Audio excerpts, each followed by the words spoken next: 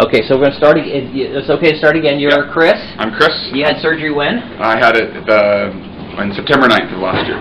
September 9th, yeah. And today is September 31st of October. Yeah, so 1 week short. 1 week short. Yeah. And prior to surgery you weighed? I was 300 pounds a day of surgery with a high of 345. And we don't want to tell anybody, but you had a complication after surgery and couldn't swallow and had to stay an extra day? Right. But say that really fast so it's not heard on the Yeah, but with your little magic potion it got rid of it. You had the cocktail. I had the cocktail. And within the next day I was feeling a lot better. I dropped 120 pounds in less than 6 months, came back and saw you. You were thinking, you know, let's see if by creatine and some extra protein, if we could level off and not have to worry about a revision. But we did talk about if we saw my weight continuing to drop, that we would think about a revision. So you were worried because you lost so much so fast. Yeah. And you started being a little more aggressive on eating, would you say, or just taking some supplements? The supplement proteins, like I've had trouble eating, but nothing compared to the common norm after your surgery. I can pretty much eat almost everything. You still gave me the ability to eat Snickers bars. That was one of the jokes that you said, is go ahead, and I still have them, just because it does help with keeping the weight on. If I'm very active physically, and I can tell if I haven't got enough to eat, I can drop from 195 to 185 in 2 days of playing baseball. And then it's just rebuilding again. So as long as I'm watching myself, I pretty much know if I'm going to be good or not. And how do you feel? 95% of the time I feel fantastic. But 5% of the time weak and tired and kind of washed out? Or? Yeah. And you can fix that with salt and food? Or? Salt is the key. Mine is salt every time. I know right away it's salt. And you talk about the Prilosec, we talked about it earlier, is I know when I need to go back on it for just a day or two. The acids start to build up, and my wife's here with me today. She'll say, I'll just like, no, can't eat, no. I'm laying in bed, uncomfortable, and I just know that for a day or two I need to be on it, and then I'm off it again. And away I go. So, potentially, we had the fear of too much weight loss. Yeah. And you basically just started eating more and eating some of the supplements in addition. Yeah. I eat all the time. And it's really hard for my wife being on the opposite end of it. Like, I'm always eating, and she feels now it's a kind of a reverse scenario, is where stop eating, you don't need to eat as much, and I'm just like, no, I got to, and it's all the time, and it's small all the time. Now, what we would tell you over the long term is that's going to go away, that your expending effort to eat is going to adapt and not be as necessary as time passes, because your gut is going to adapt. Right. So that just like you kind of stabilize now at about a year out, over the coming 10 years, we expect you to gain between 10 and 30 pounds. Perfect. And I'd be happy with that. So you have to be cautious now. You can start to maybe ease up a little bit on that constant attempting to force yourself to eat a lot. You can kind of back it up a little bit. And over the next 6 months to a year, and then over the coming 5 years, what we expect is that the weight loss goes down and hits a minimum around a year or so. And then as time passes beyond that, you can kind of ease up a little.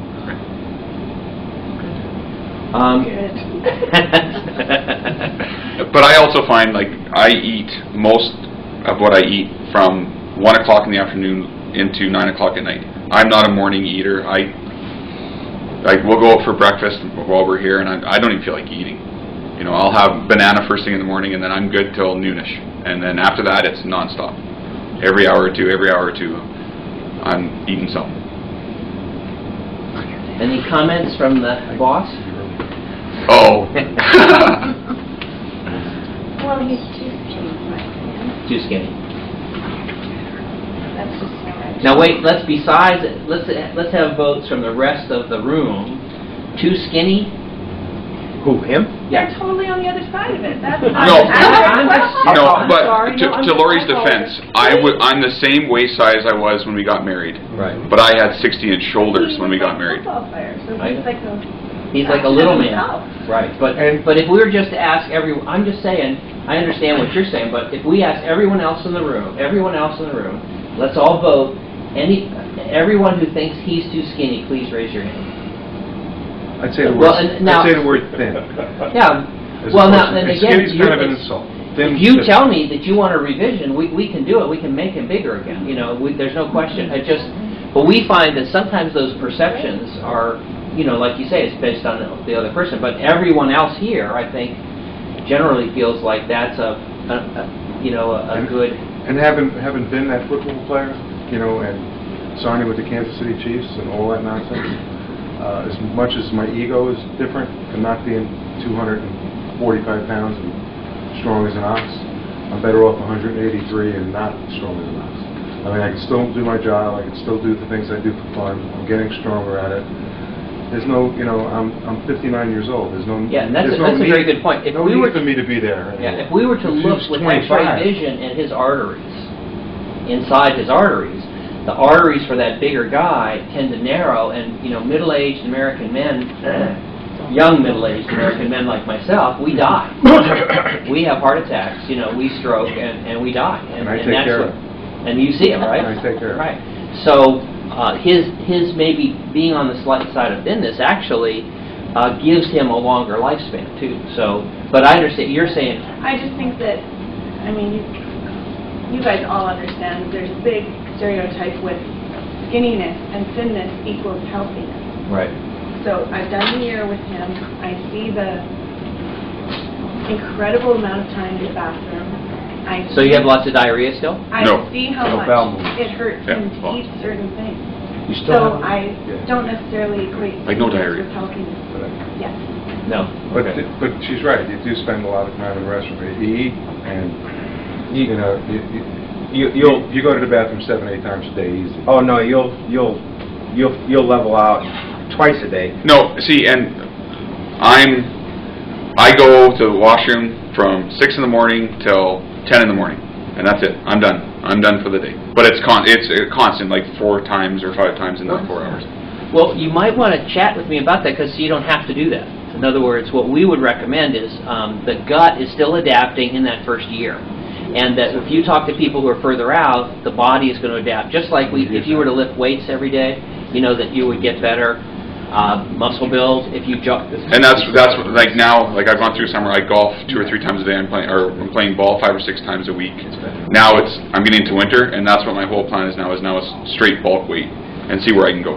No, I apologize. I didn't mean it exactly that way. I meant that inside of your gut, it's adapting. Right. In the same way, like unto if you were building weights. Gotcha. But then I wanted to go further and say, in the meantime, we can help adjust that frequency by just taking some medicine. So you can go to the grocery store and take some Imodium, and you just take some of that in the morning so that you don't have that while the gut adapts.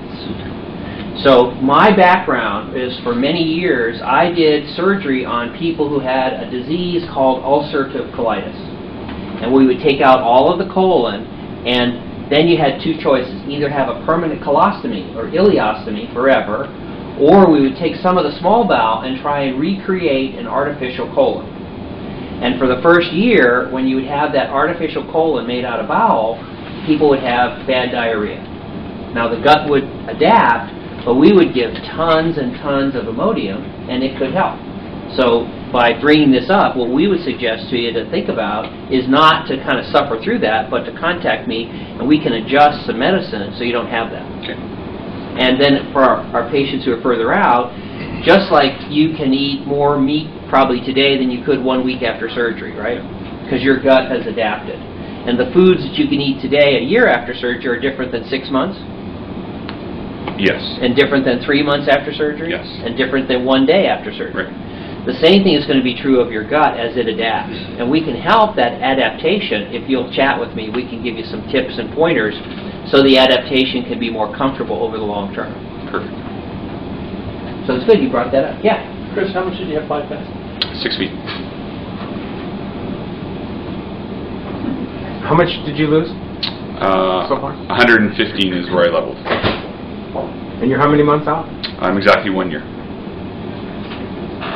I mean, I leveled out just about then, but then I ended up getting down to, I ended up losing 145. Yeah, I was here in March, and you actually were here that day too, so I heard your story that day. It's kind of interesting that you're here again today. Well, it's something, yeah. Yeah. Can I ask him a question? Yeah, yeah, please do. You're working out and everything? I'm very physically active now. My plan now is, as our summer's coming to the end, now I'll start the weightlifting, and that's what you were doing when I was here in March. I was wondering if you were pumping, and you were running lots. You're like 10 miles every second or third day. 6. Yeah, I'm trying to remember, but I remember that that's what you're talking about. You're you're doing creatine and glutamine? Yeah, like just creatine, not just creatine. Okay, because I'm having a hard time getting my muscle strength back. I'm just now doing 70, 80 pounds.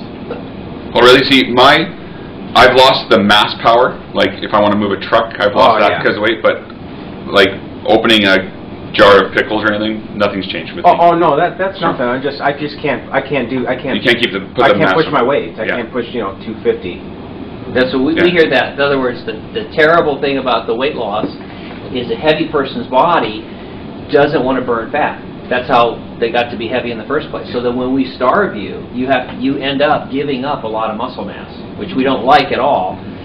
That's why we think the supplements are so critical. And there is some danger, but it's even worthwhile seeing an endocrinologist to see what your testosterone levels are, to even maybe take a little testosterone for a while. I honestly, and I think Lori would say it, mine's down. I know without getting tested, for sure mine's down. And usually, depends again at the timing. What they find for most of our women is their pre-op estrogen is high, and it goes down after surgery. Most of our men, depending, their testosterone prior to surgery is low, and it'll actually come up. Now, it depends on how much weight loss and what time we test it. So that actually, in theory, should go up. But sometimes as we age, sometimes with massive weight loss, there can be lower testosterone levels. And then you get into the argument, all men's testosterone drops as we get older. All women's estrogen in general drops as they get older. When we discovered we could give estrogen as pills, we gave all kinds of women extra estrogen thinking it was a good thing, and now we found not so good. The same argument is going on with men and testosterone. Now we have pills and gels and patches. We know that our testosterone goes down as we age. Should every one of us all get extra testosterone? Well, interesting enough, I've been on testosterone for a while. My levels were extremely low, even when I was a big guy, so it had nothing to do with the weight loss.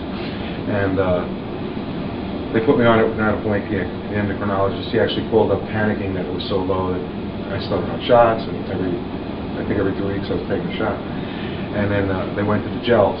But in the last visit to the pharmacy, I actually had to prove who I was and all kinds of stuff. Because now it's being controlled as a what's it, class, like class 3 drug. Because it's so. Because Barry Bonds. Well, they found that it could be very dangerous, but right. Well, so if you don't prove that your levels are medically low, taking some testosterone before I come to clinic, to get some tough questions. But they found that the problem with low testosterone, besides your sexual performance and your muscle mass, is depression. And they found that it can cause depression enough to cause suicide and stuff. So, as well as it can do the same if you take too much of it.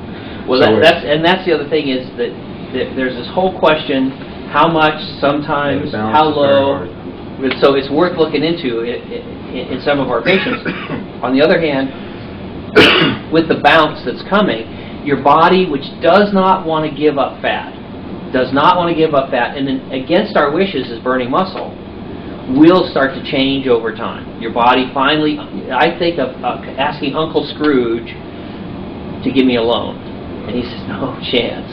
And so you go home, poor Bob Cratchit, you can't get a loan, nothing from Uncle Scrooge, and you have to burn the furniture to keep the house warm. Okay. Finally, though, Scrooge is going to come around. By the end of the story, he does finally give Tiny Tim the goose to eat for lunch and everything. So finally, your body is going to give up that fat. Tiny Tim got his surgery. Tiny Tim will live, and inside of you, Scrooge and Tiny Tim and Bob Cratchit are having a fight, and it did not want to give up any fat. Your body, which is Scrooge as far as burning fat, finally, over the years, will give up that fat. But getting that strength back is tough. It is worthwhile getting a serum testosterone level tested, because all people, not just our patients who have surgery, get low testosterone as you get older. And then there's a bunch of controversy about when to treat and how much to treat and things like that. Okay, so I have a follow-up question to you then. I'm going to the gym as usual. I'm lifting weights. I'm very muscular. I just have some belly fat. I went from 183 to Is it 190. belly fat or is it skin? It's skin it's skin and little belly fat. And I went from 183 to 191. But I'm muscular, and I'm not to worry. Then if I'm not pushing Everybody, 250, well, you're how many years out now? 3 this month coming. Yeah. So 3 we in the expect you're going to put on some weight. You know, in other words, our 10-year data is people gain some weight. You know, and in fact, some of that's good because you're going to get some of that muscle back too. But we do see over 10 years that you have this.